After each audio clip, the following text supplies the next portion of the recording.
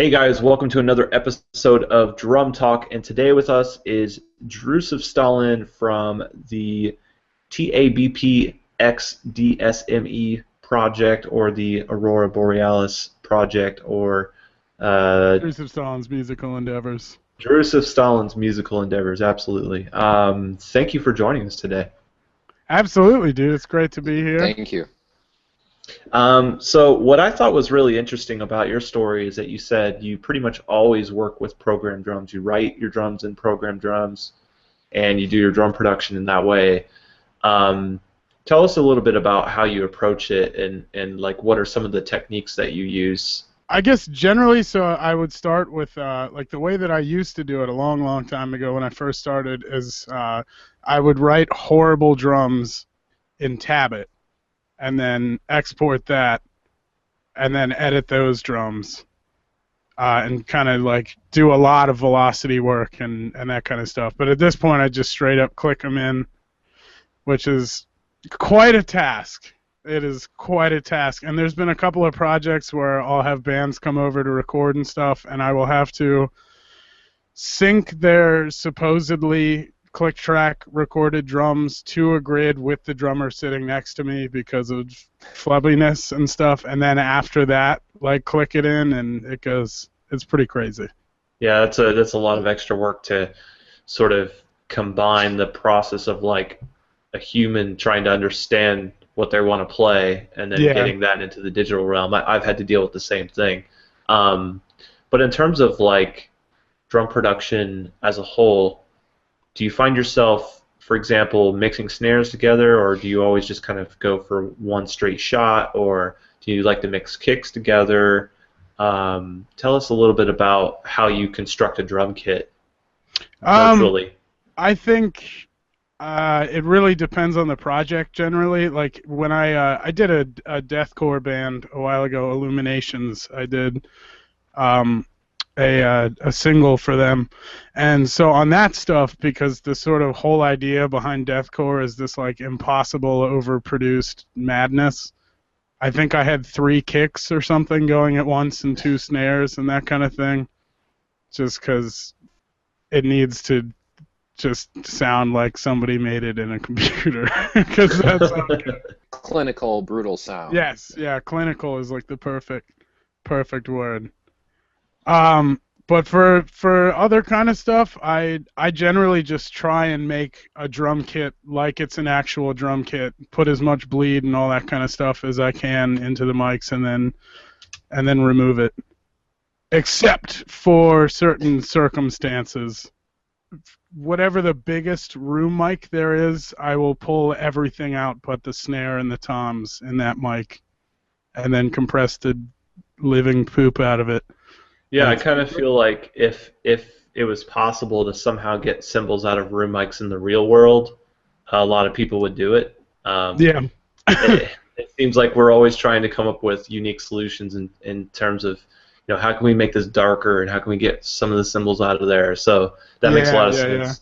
Yeah. One of the things that's what I really love about programmed drums is that you can control the bleed on every step of the way, not just you know, all across the board, but you can decide how much bleeds in your snare track, then change it completely different for your tom tracks if you want.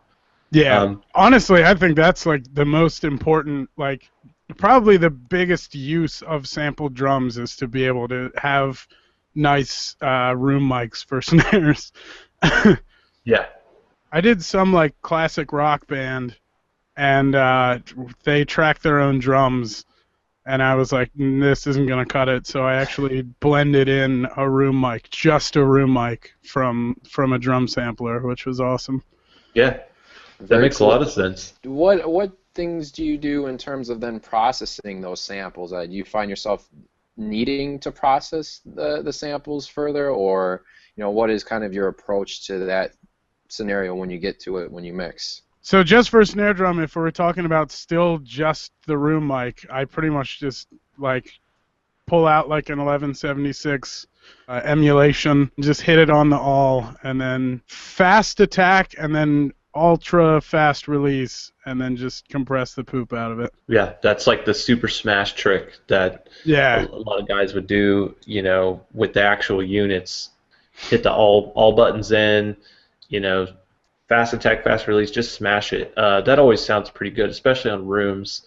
Um, I'm curious if you do any clipping. So one of the things that we kind of have noticed in the recent couple of years is this fascination with clipping drums and how it can get you so much more saturation and girth and weight in your drum sound. And I was just wondering, you know, if you do clip drums, which drums do you clip, and sort of how do you treat it? How do you do it?